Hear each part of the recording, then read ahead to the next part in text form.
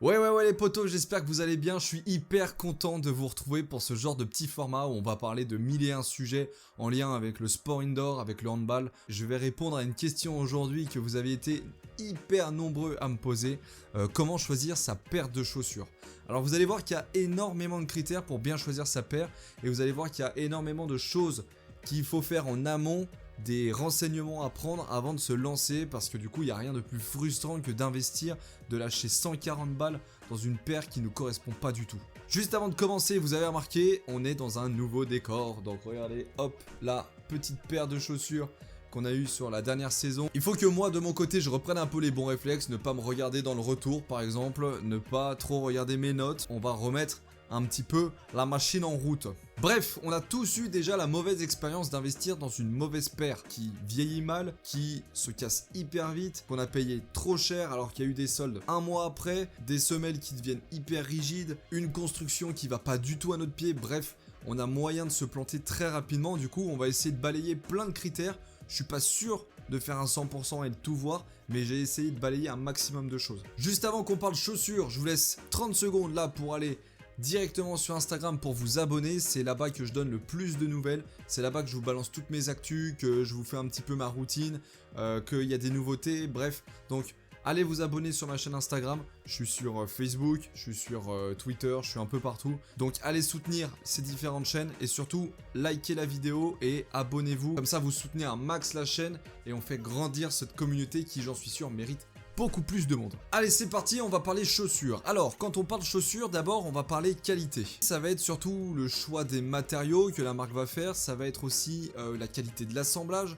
Est-ce qu'il y a des renforts sur cette paire? Est-ce qu'on va avoir des matériaux qui sont très fins, qui risquent de casser très rapidement? La qualité, c'est surtout le choix des bons matériaux. C'est choisir le matériau qui ne va pas casser trop vite. Après, la marque a un autre travail, ils vont devoir faire un assemblage, c'est-à-dire mettre les matériaux au bon endroit et donc mettre par exemple du mesh sur la partie supérieure du pied pour que ce soit aéré, mais pas trop non plus, parce que le mesh par exemple c'est un matériau qui va être très fin et du coup qui peut se déchirer très rapidement.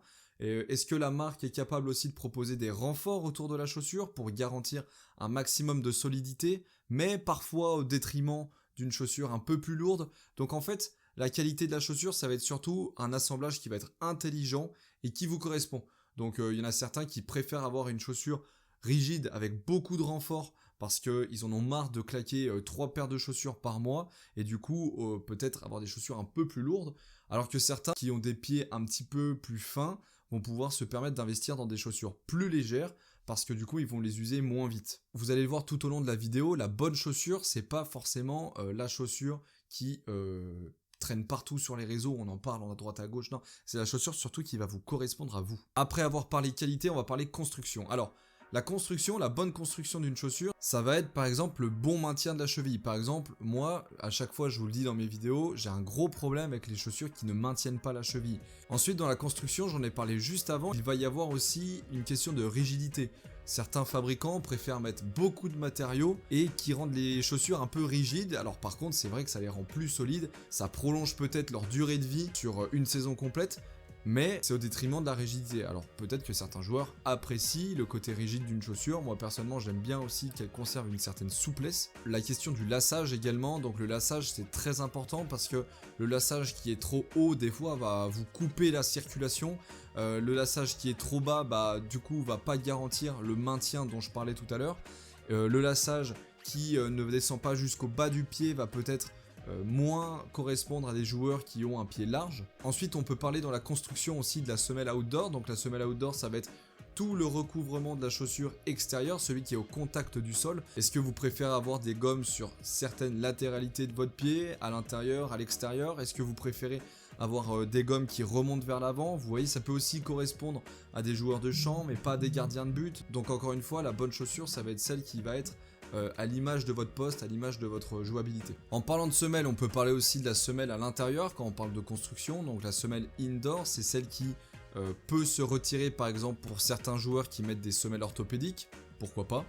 Donc encore une fois, ça c'est important de vous renseigner là-dessus. Il y a un grand débat aussi sur les chaussures montantes ou pas. Certains garantissent avoir de meilleures sensations de maintien avec des chaussures montantes. D'autres trouvent que c'est complètement inutile. Moi, vous connaissez mon point de vue. Je pense que le maintien qu'on a sur les chaussures montantes, il est plutôt psychologique, mental. C'est vrai que c'est plus rassurant pour des joueurs qui ont eu des traumatologies d'avoir des chaussures montantes.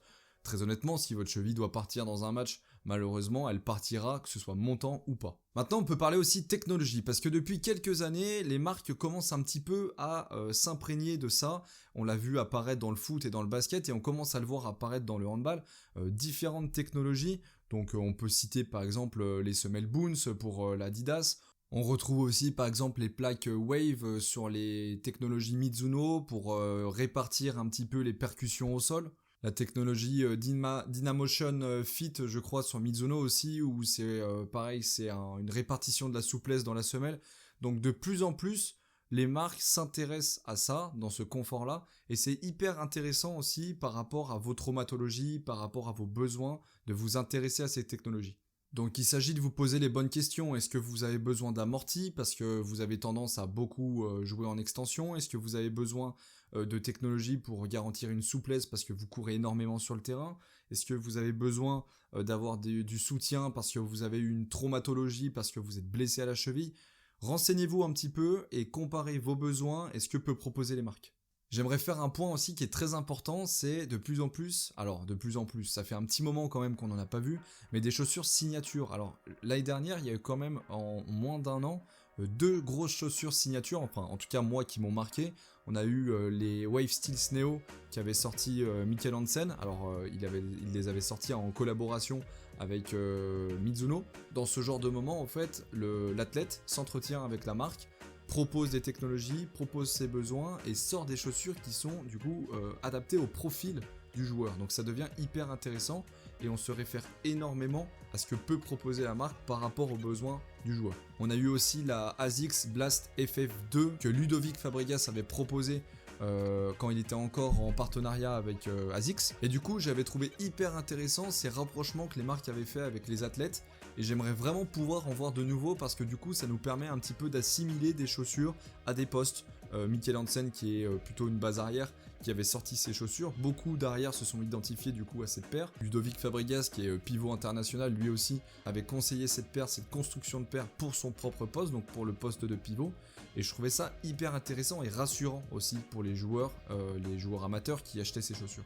Je pense que c'est important aussi de parler esthétique, chacun ses goûts, et on n'a quand même pas encore la chance d'avoir un univers qui soit très très large en termes d'esthétique, comme on peut le voir dans le basket ou dans le football, où il y a énormément de chaussures qui sont revues chaque année, où on propose des partenariats des fois avec des artistes, etc.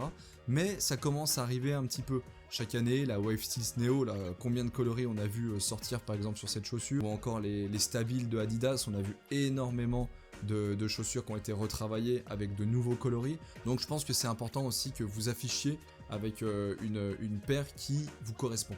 La partie très très très importante quand vous choisissez une paire aussi, c'est le prix. Malheureusement, il est proportionnel à l'historique, à la notoriété de la marque, comme dans n'importe quel produit, de n'importe quel univers.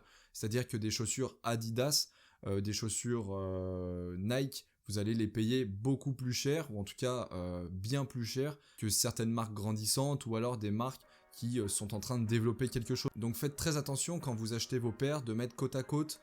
Est-ce que ma paire a beaucoup de technologie? Est-ce que ma paire n'en a pas beaucoup? Est-ce que je dois faire confiance à cette marque? Et du coup, quel prix je dois y mettre? Vous avez des marques aussi qui proposent des chaussures très très chères à leur sortie. Alors très très chères, on s'entend hein, pour un sport amateur. C'est-à-dire pour acheter une paire à 140 € neuve, c'est pas donné à tout le monde. Par contre, quand on attend quelques temps, on peut voir les prix qui se baissent. On peut voir aussi beaucoup de remises sur des sites comme Handball Store où vous avez des grosses remises à certaines périodes de l'année. Il faut en profiter, c'est pas des entourloupes, c'est du déstockage en fait où ils investissent sur des grosses quantités de paires de chaussures.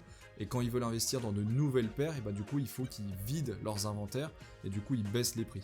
Aujourd'hui, une des plus grosses problématiques dans le handball, je parle bien de handball spécifique handball, c'est qu'on n'a pas de marque réellement identifiée handball. Alors, on a eu Hummel pendant un certain temps qui vraiment était identifié au handball. On a aussi un petit peu Kempa pour les sports indoor pour le handball. On a Mizuno aussi pour le sport handball. Mais toutes ces marques proposent une large gamme de produits et ne sont pas identifiés handball. On n'a pas encore par exemple de Nike qui est au basket, vous voyez ce que je veux dire? On n'a pas encore de marque identifiée. On peut faire confiance dans les technologies que peuvent proposer Mizuno, Adidas, Hummel, ASICS, Kempa, enfin je veux dire c'est des marques qui sont identifiées dans le sport indoor, donc on peut faire confiance par rapport à ça, mais ça deviendrait encore plus intéressant s'il y avait une marque spécifique au handball ou au sport indoor. Donc moi ce que je peux vous recommander là pour le moment, c'est de vous intéresser peut-être à toutes ces chaussures dans un autre contexte, c'est-à-dire regarder un petit peu qui les porte, et on va parler juste après, regarder un petit peu qui les a testés et vous intéresser un peu plus à l'historique aussi de la marque. Est-ce que c'est des marques qui proposent depuis longtemps ce genre de gamme de chaussures? Est-ce que c'est un nouvel essai? Est-ce que c'est des modèles qui marchent bien? Intéressez-vous un petit peu à cet historique-là. Désolé pour cette interruption, mais ce blaireau de Thomas a oublié de filmer la fin de la vidéo. Voilà, on en est là. Bon, c'est pas grave, on reprend, mais dans un autre décor, forcément. Je suis un idiot. Non mais quand je vous dis qu'il faut que je reprenne les bons réflexes, déjà il faudrait que je commence par filmer mes vidéos jusqu'au bout. Et je me rends compte qu'il me manque la fin de la vidéo en fait. Donc c'est-à-dire au moins 1/8 de ce que j'avais à vous dire, plus la fin de la vidéo, bref, la catastrophe. C'est pas grave, on va reprendre où on en était. Donc on a balayé énormément de critères pour choisir la bonne chaussure. Et je voulais finir en parlant notamment de l'image que pouvaient avoir ces chaussures. Ces chaussures, elles sont affichées sur les réseaux, elles sont affichées par des athlètes, elles sont affichées par des professionnels, ou des fois même des personnes qui les mettent en avant, hors marque bien sûr. Je vous parle de personnes qui sont subjectives et qui sont capables de vous présenter des produits qu'ils valident. Alors c'est sûr que si vous les contactez, s'ils sont en partenariat avec certaines marques, ils vont mettre en avant la marque avec qui ils travaillent, par contre ils vont peut-être vous recommander des modèles. Soyez sûr d'un truc, c'est qu'un athlète de haut niveau ne va pas se mettre en difficulté en jouant avec des produits qu'il n'apprécie pas. Donc si il utilise ces modèles à l'entraînement ou en match, c'est que pour lui, dans sa morphologie, dans son type de jeu, ça lui correspond. En parlant de morphologie et de type de jeu, ça peut être intéressant aussi que vous comparez votre morphologie, votre manière de jouer à ces athlètes, à ces joueurs professionnels ou avec des personnes qui vous parlent de ces chaussures. Typiquement, vous prenez Lucas Ballot, si vous le contactez, il va vous parler de Puma, c'est logique parce que c'est un partenariat. Par contre, il va peut-être vous recommander un modèle, peut-être qu'il a aimé la Explode, peut-être qu'il a aimé la morphologie de l'Adrénalite qu'on avait essayé aussi il y a 2 ans. Si vous contactez Luka Karabatic, Nicolas Karabatic, ils vont vous parler de Adidas. Si vous contactez Elohim Prandi, il va vous parler de Nike. Donc je pense que toutes les marques ont des plus, des moins. Après, il faut aussi regarder par rapport au gabarit. Je trouve que Elohim Prandi chez Nike, ça correspond totalement à la morphologie de genre de joueurs qui peuvent utiliser ces chaussures-là. La typologie plutôt explosive et polyvalente de Lucas Ballot peut se retrouver aussi dans certaines Pumas. Donc, comparez-vous au final avec ces façons de jouer, avec ces morphologies et essayez de vous identifier à certains joueurs avant d'investir dans une paire. De mon côté, sur les réseaux, j'essaie de vous donner un avis le plus objectif possible. Sachez que si le produit ne me plaît pas, je n'en fais pas de vidéo. Donc les produits que je vous présente, c'est que je les valide au moins à 50% en vous mettant toujours en avant les points forts et les points faibles. Vous pouvez toujours me contacter sur Instagram si vous avez des questions par rapport à ça. Pour ça, je vous le rappelle, il faut donc me suivre sur les réseaux, Instagram, Twitter ou Facebook. Je vous mets le lien juste ici. N'hésitez pas en commentaire aussi à me poser des questions ou alors à me recommander des sujets de vidéos que vous aimeriez voir apparaître sur cette chaîne. En tout cas, moi, c'est un kiff de vous retrouver. J'espère vous voir très vite, que ce soit sur Instagram, dans la vraie vie ou sur YouTube, n'importe.